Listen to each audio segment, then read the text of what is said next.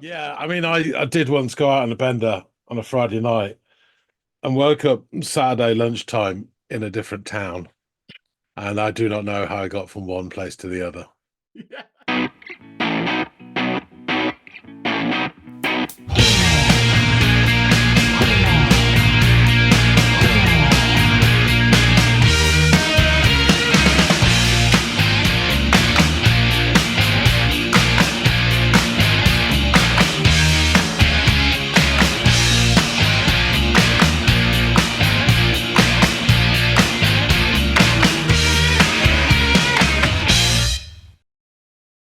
Hey, everybody, and welcome to another edition of the Audiophiles, my child. My name's John. His name is Andy. It is. Can't get that stink off. It's been hanging around for days. Comes like a comet, suck at you, but not your friends. One day he'll get to you and teach you how to be a holy cow. More on that another time. Probably not, because we won't know it. One of my favorite songs by them, if not my favorite. It's same here. But we have something else to listen to. Courtesy our brother Andy. What have you got for the class today? Well, we are going to be retreading some old turf by returning to that jazz, funk, psychedelic, metal oddity of an album called Science by Incubus, which featured that lovely number, the anti-gravity love song that we covered on here, Summer Romance. So I believe you enjoyed that tune. So I was hoping that maybe you might have a similar experience with this track off of the same album called Deep Inside. So hello. Okay, yeah, sure. Excellent. Go ahead. Give this a little twirl around the floor and see what comes out. Yeah. I'll be interested to hear what you have to say. Please give it a listen, and I look forward to hearing what you have to say on the other side. My space.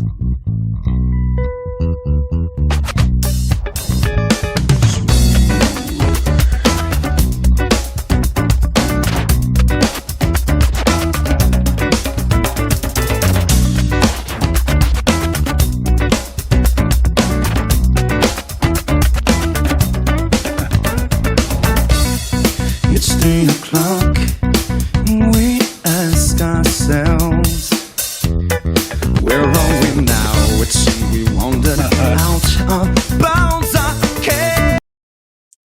That's a really nice start.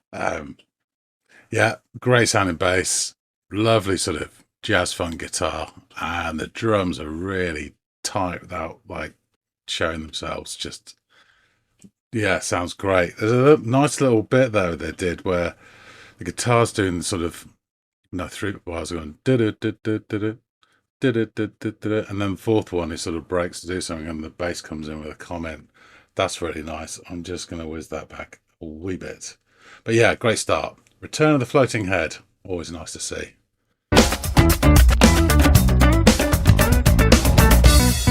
It's 3 o'clock, and we ask ourselves, where are we now? It seems we wandered out of bounds.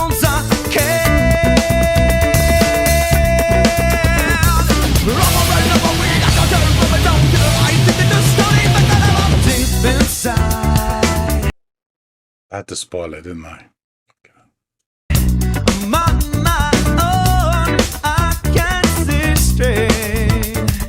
Deep inside, 'cause I'm so stoned, I can't see straight. When I got to find my way back home, but I'm too deep inside.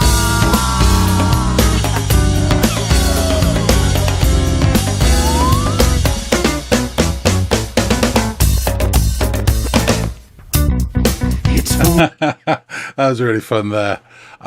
So confirmation, it's a stoner song. He's off his tits and can't find his way home. We've all been there. plenty of times. Um, I guess that must have been the chorus. It sounded like, and then coming out of it, there's what I would, to my untrained ear, and very very small amount of knowledge, is those proper sort of jazz chords. Dun, dun, dun, dun. And then that bit at the end just there was almost like part of the countdown theme. Anyway, great fun. On the clock, we ask ourselves, when did we go wrong? We passed my house at Easton, our rock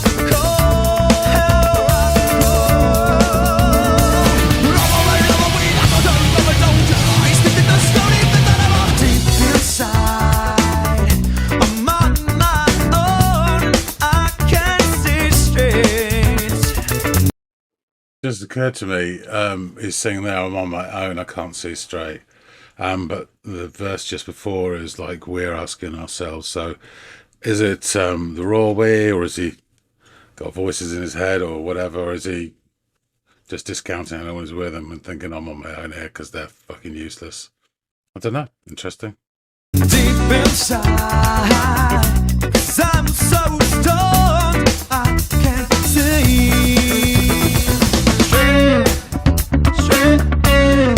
Oh, that's nice.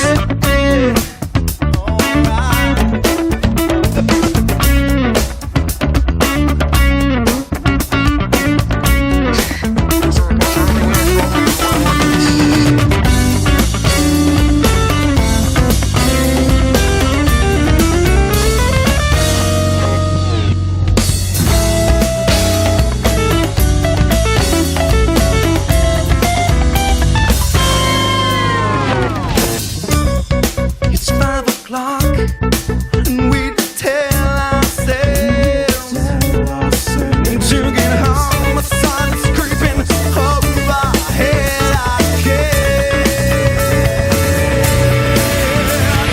wait so deep inside to get home. Wait so deep inside to get home. Wait so deep inside to get home. Wait so deep inside to get home. Oh my God, I got to get home. Oh my God, I got to get home. Oh my God, I got to get home. Wait so deep inside to get home. Over and over we echo to from it down to I think the stone is inside of our.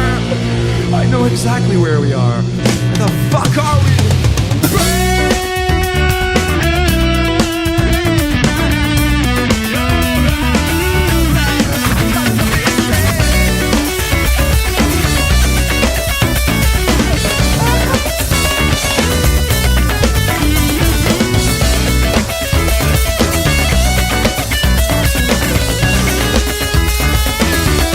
Drums.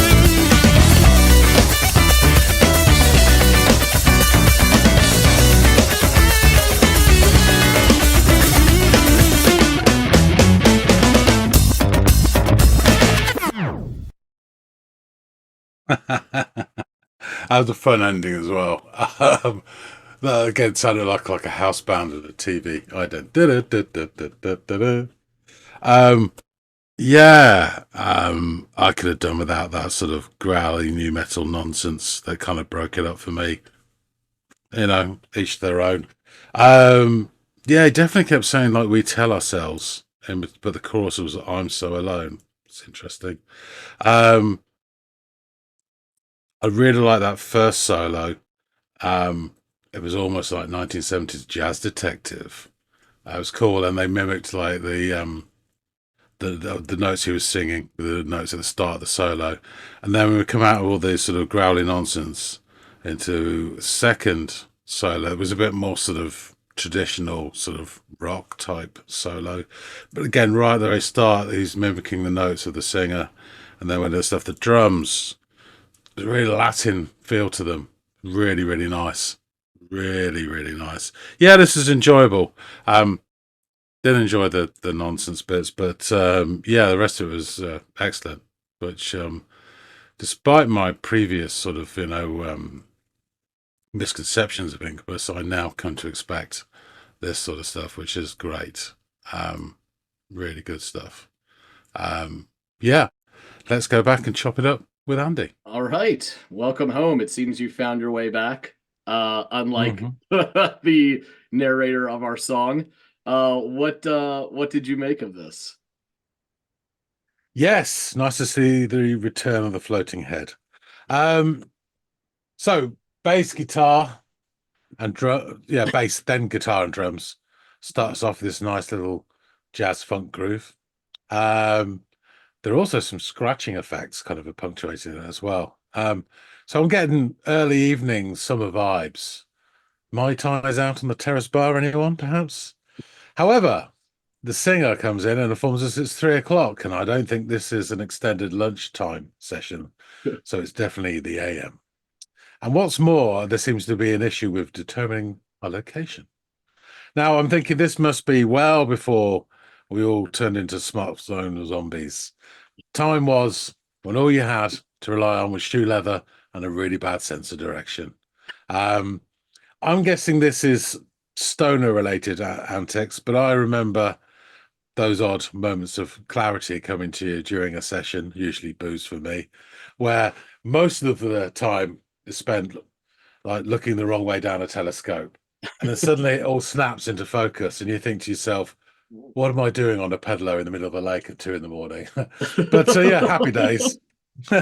or days, as it says.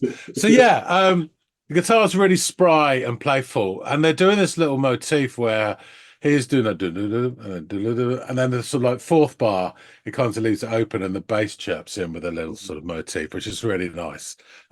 Beautifully light drumming and controlled. We're talking about this guy's drumming before. I should remember his name, but I don't. Really, really cool. After an extended note from the singer, I want to say his name's Brandon, and I Yes. have no idea if, yeah, okay, cool. No idea of his surname. Um, After this like extended note, we then get this like Tourette outburst of growling metal nonsense, and then it's back into the groove. Just act like nothing happened. Don't look him in the eye. Um, I have no problem with this sound, but I wish there'd be some sort of warning so we could all get out of the fucking way of it. But yeah, I didn't enjoy that bit. So that straight up, thankfully, it's brief. Um, and then I think it's the chorus because he's repeated it before. He goes like, "Deep inside, I'm on my own. I can't see straight deep inside because I'm so stoned. I can't see straight." So it's confirmed that it's a Sinsemilla scenario, definitely. um, there's what I consider some proper sort of jazz chords coming out Mm. of this. It's really nice. And then there's a little run that sounds, I mean, you won't get this at all, but it sounds to British viewers, sounds like part of the countdown theme. Really, which is a perennial quiz show on TV where people make up words out of letters and stuff. Anyway, Okay. so yeah, it's a real sort of pensioner viewing by appointment. Half 3, 4 in the afternoon, sort of cozy time, you know, it's before the meds kick in. Anyway, we're back into the next verse. Similar pattern, but there's a couple of like harmonizing notes as well. And I wasn't sure on this, but I think there was like a couple of really long sort of synth notes. It was just something. I don't know what it was. But then we're back into the brief nonsense and growling, and then it's the chorus again. And then coming out of the chorus, really nice. So the vocalist and guitarist trade off notes, repeating. He repeats the word straight, which is really fun. And straight, straight. And then the guitar goes into a nice mini solo for a little bit, not too long. And it's very much 1970s jazz detective style, which is nice. Good. Really nice. And then the final note, everything drops with it down, which is a lovely touch. And then we're back into the pocket for the groove for the next verse. He now informs us it's 5 o'clock, so he doesn't seem to have made much progress. Must be like the Billy Connolly drunk, you know, it's like one foot's nailed to the floor and he just goes around in the circles, just always by a bus stop. So yeah, then we get more new metal nonsense, which I guess maybe is supposed to indicate his scrambled condition. Yeah. But yeah, you know, could done without it. But anyway, and then he comes out of it saying, "I know exactly where we are. Where the fuck are we?" Interestingly, for the chorus and stuff, he keeps saying, "I'm all on my own." But then in the verses, it's always we this, we that, which I thought was really interesting. I don't know Mhm. if it's the raw way, I doubt it, or whether he's hearing voices, or in fact, he is with other people, but they're so fucking useless and even more stoned than him that he considers himself alone because they're of no help whatsoever. So it could be any one of those. Just interesting. Then get another guitar part, which is more traditional rock-based groove. And again, really briefly, the start only for like about 4 notes or something, but the guitar and the singer trade notes really quickly, and it goes from there. The drums are really good to throw, but at this point they're absolutely superb, and they have that Latin American feel to them as well. Really, really nice. And then that the ending is similar to that countdown bit. The end is sort of like da da da da da da da da da. It's kind of like the end of a TV show ident, or the house band playing, bring them back in for the adverts, whatever. Yeah. So I found that really funny as well. And it's obviously their sense of humor creeping in. So yeah, I really enjoyed the jazzy funk nature of this. Obviously the guitar was beautiful, but the drums were superb. And I have to say, even the singer, growling nonsense aside, didn't go overboard like he normally does. So it was probably my favorite performance I've heard from him in terms vocally. Really good. Okay. But yeah, this is a good song. Awesome. I'm glad you liked it. I thought it would. I knew that you would. If there were any bits that you would take issue with in this song, it was those treading on metal style outbursts, which are supposed to be, I think, emblematic of the like sort of frantic nature of his mind or state of mind at that juncture. So they, at the very least, aren't superfluous. They act as a mechanism to illustrate his mental state, which I appreciate. But if it's just the noise on its own that you don't like, I can totally appreciate and understand that. But with all the jazz elements, with all the funk elements of this, there's far more of this I knew that you were redeeming than not. So yeah, I'm glad you liked it. And I think the interesting part about the we me dynamic that you underscored a little bit ago is probably like when he's alone in his own head, deep inside his mind, when like sometimes you can be so fucked up you realize that for some duration of time, you don't know how long because you're that messed up, you've been an island onto yourself because you've just been in your own head with your own thoughts. And I think that's where he is. And in the stoned in this instance, I think is both the combination of marijuana, which you underscored, but also probably whatever their psychedelic of choice was, whether it was acid or mushrooms. Wow. The story behind this track is, they used to go off into the hills of Calabasas in Los Angeles and just get wrecked and then try to find their way back home from there, and getting lost and covering all the feelings and emotions you go through when you're sort of in the throes of disorientation. I had in my mind that he was on a golf course because I know like Bukowski used to sleep on golf courses, and so did James Elroy. And I think it's like common for kids to go on golf courses at night, they're abandoned. So you go on there and you get fucked up, and there's plenty of room to move around. You just avoid the water hazards. But yeah, so just subconsciously, I just pictured him in a golf course. I don't know. It was funny. As someone who did a bit of partying late night at golf courses near my house growing up, like I could see that. That would check out. Yeah. So yeah, quick recap of the band, and then we'll get mostly into this track and the album. Hopefully not retreading too much on what we've covered when we covered the Anti-Gravity love song Summer Romance. So Incubus, American rock band from Calabasas, California. They formed in 1991 by vocalist Brandon Boyd, guitarist Mike Einziger, and the drummer Jose Pasillas, while enrolled in Calabasas High School, and they later expanded to include bassist Alex Dirk Lance Katunich and Gavin DJ Life Koppel. The band, the latter two eventually will be replaced by, as we've talked about extensively, Ben Kenny and DJ Kilmore, respectively. And recently, Nicole Rowe replaced Ben Kenny in 2024 because of his brain surgery. So, that's where they currently stand. The lineup on this album, Science, included Boyd, Einziger, Pasillas, Dirk Lance, and DJ Life. So this was their second full-length album, and it was released on September 9th, 1997 by Epic and Immortal Records. The album was certified gold by RIAA and is the second and final release to feature Gavin Koppel, known as DJ Life, who first appeared on 1997 Enjoy Incubus EP, which you listened to As We Think We Is, which was off of that EP. It has been occasionally considered the band's proper debut due to the nature of their independent release of Fungus Among Us, which was their first full-length album release. Science was recorded during May and June of 1997. Singer Brandon Boyd said Science was done in 6 weeks at the 4th Street Recording, a very small but charming studio in Santa Monica. A very different experience, but very important to the band's existence, says Boyd. During the recording, the band utilized older analog gear that they described as having fat sounds and spider webs. Interesting descriptor. Incubus chose Jim Wirt to produce the album since he had worked with them on earlier recordings. Guitarist Mike Einziger believed that Wirt helped encourage their creativity during the recording of Science, saying in 1997, "He helps us come up with strange stuff, and he likes it when we do. He doesn't try to change what we do. He tries to enhance it." Einziger added that when we signed our record deal and started working on this album, we were worried that someone would come along and tell us to hold back and try to make our songs more palatable.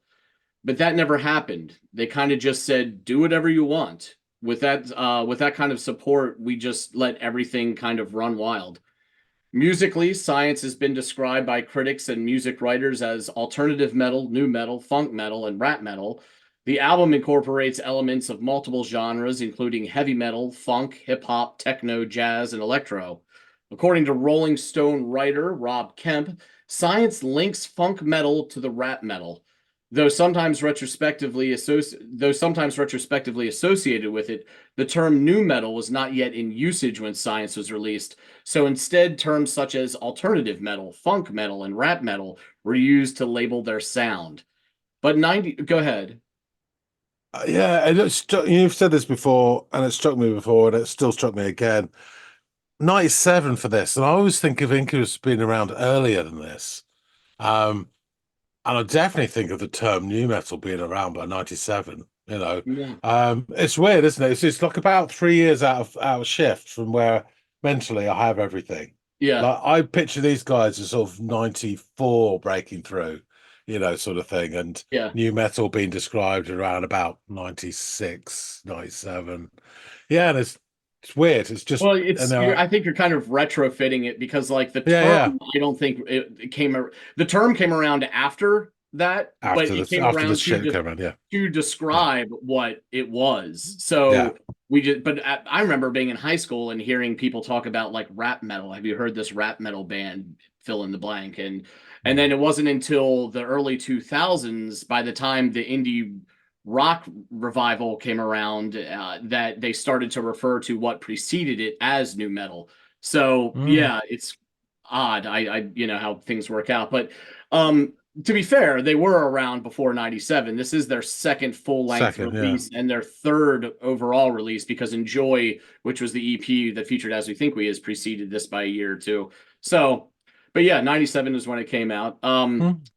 So yeah, in interviews from the late 2010s and 2020s, Boyd has said that he dislikes the nu metal label and doesn't consider the band's early work to actually be part of that movement. He also said people are really quick to put labels on music, so I'm sure that they're going to do that with us. But we think we're doing something cool, and judging from what the responses that we've gotten from around the world, others do too.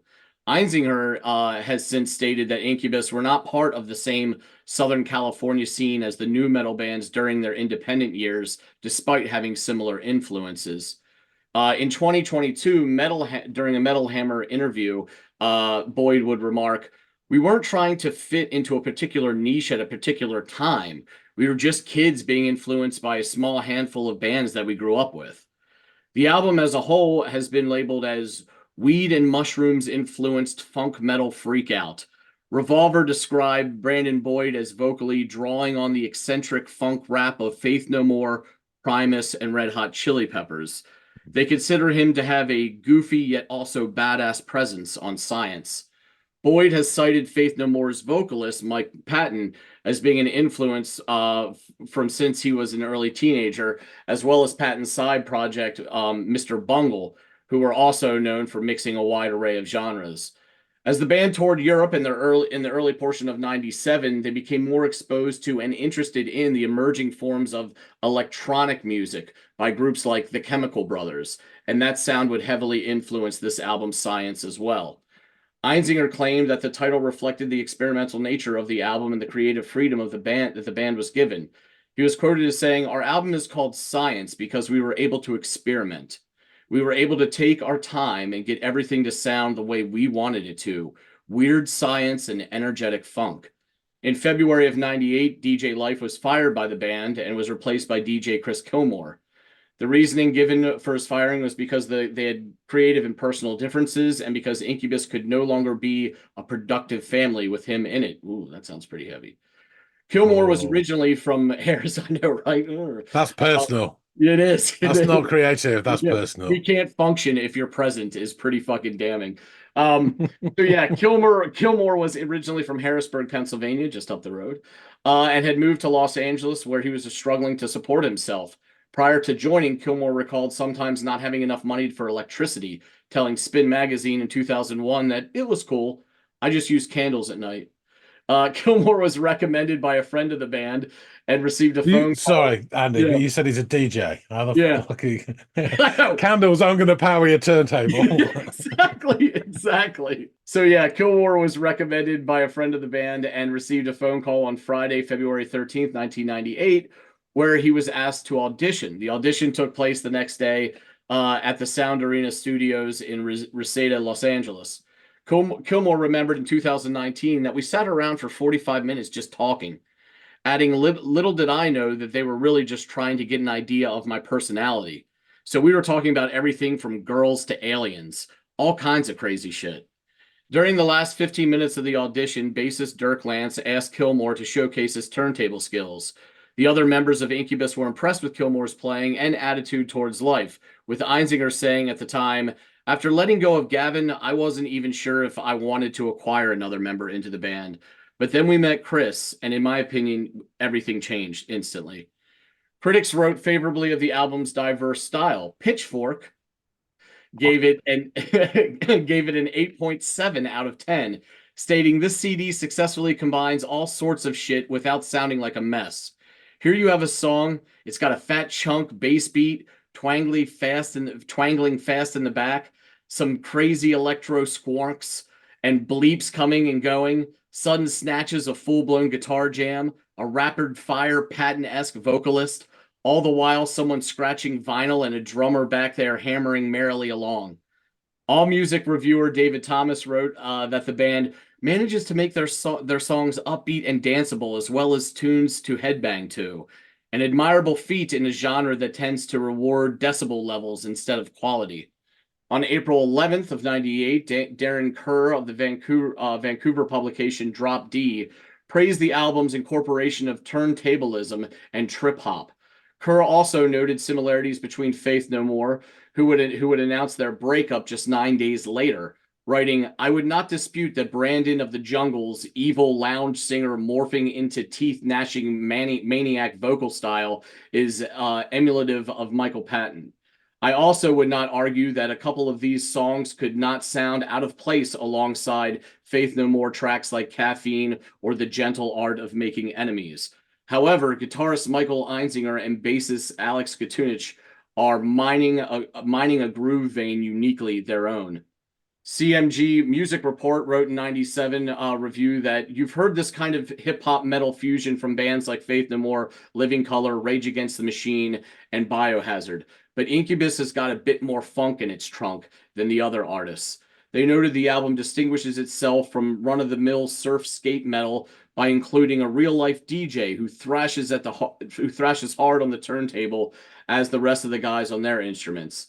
The review goes on to state that the band manages to create monstrous riffs, saying Science's most memorable songs are the ones in which Incubus proudly bears its metal muscles. Spin in '98 pointed out that not only the band's usage of turntables, but also their uses of the didgeridoo and djembe instruments, which originate from indigenous Australia and West Africa. In August of '98 review, Jason Herodel of The Lantern wrote, "The Incubus changes tempo and style at least 2 or 3 times per song, And one thing I'll guarantee is that these young men will bring home their report cards with an A in science. The 2003 book, The Rough Guide to Rock, claimed that it was better and far more accomplished than their previous releases, Enjoy Incubus and Fungus Among Us. The book additionally states that it gave the band a much smoother, groove-oriented sound. Splashes of funk were offset with driving riffage and spiky turntable shrapnel, while Boyd's lyrics began to encompass a more intellectual worldview than your average rock star. Vice in 2013 considered to be their heaviest release, as well as a more elastic and bold Red Hot Chili Peppers, or what a more elastic and bold Red Hot Chili Peppers could be. Loudwire stated in 19 that it was Incubus at their creative peak and their most insane. Further adding, before their music most entirely mellowed out, Incubus were a high-energy, genre-bending band of misfits. The sophomore effort fused metal, hip-hop, trip-hop, funk, jazz, electronica, and even a little bit of house music. On the album's 20th anniversary in 17, Spin wrote that it mixes cartoonish slap bass and bong water-soaked guitar distortion and dubby drum and bass.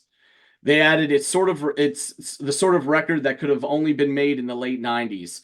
You'd almost expect it to have died in a psychedelics-related car accident before it reached the distinguished age of 20.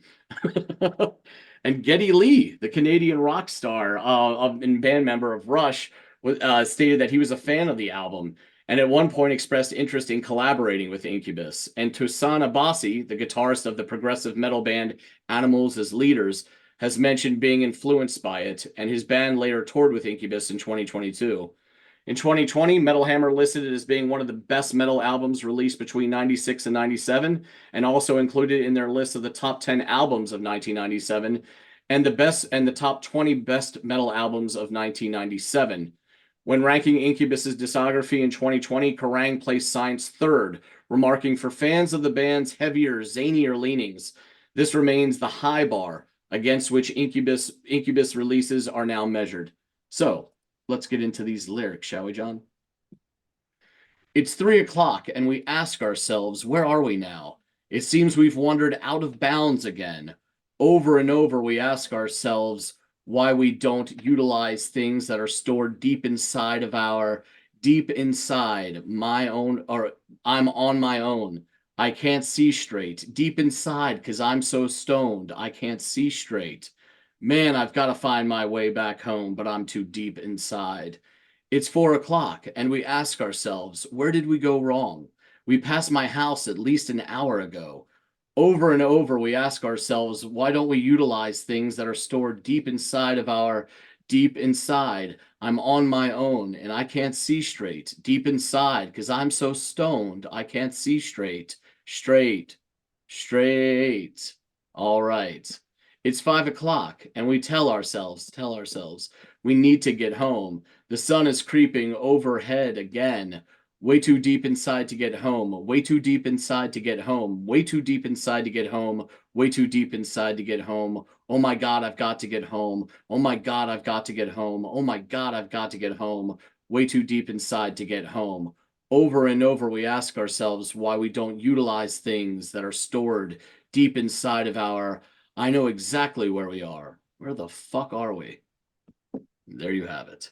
So yeah, that frantic, way too deep inside to get home, and oh my God, that's that metalish flurry that kind of stuck in your crawl a bit. But again, it's the culmination of their frantic nature and want to get back home. So I mean, I have to say, different culture and all that, but I think some of my fondest memories of my late teens, early 20s are what happened after the drinking stopped. Going to get to eat or walking home and stuff like that. Various adventures that were yes, really cool. Yeah. I've been in a few situations where this could have easily been the song playing in my head. So yeah, we've all been there once. Yeah, I mean, I did once go out on a bender on a Friday night and woke up Saturday lunchtime in a different town, and I do not know how I got from one place to the other. Yeah. Well, that is actually, you actually traveled some yardage and miles in that expedition. Ooh, about 80 miles. That's pretty damn far. I once ate mushrooms and ended up maybe 100 yards behind my house in my own woods and stood there for 2 hours wondering where the hell I was. You know what I mean? If someone had turned on a house light, I could have found it just by looking. But it's a different state of mind. Of So, course, of course. God, I hope no one I know watches this last bit of the video. Judging by our numbers, they do. So we're probably pretty good. But on that note, thanks, John, for giving this a listen. I do appreciate it. I'm my pleasure. Some fun redeeming qualities in this music. Guys out there in the listening audience, please let us know what you thought of Deep Inside by Incubus. This fun little excursion of a track. Throw any suggestions to other stuff that we might check out by them or any other artists similar or not similar. It doesn't really matter. It's an open canvas on which you guys can paint. Just feel free to drop your comments below. Also, like, share, and or subscribe if you haven't done so. Really does help us with the channel. And please, only if you appreciate what we do here and enjoyed the episodes that we put out. We appreciate you guys being interactive. And hopefully, John and I will catch all of you on the next installment of the Audiophiles. See you later, guys.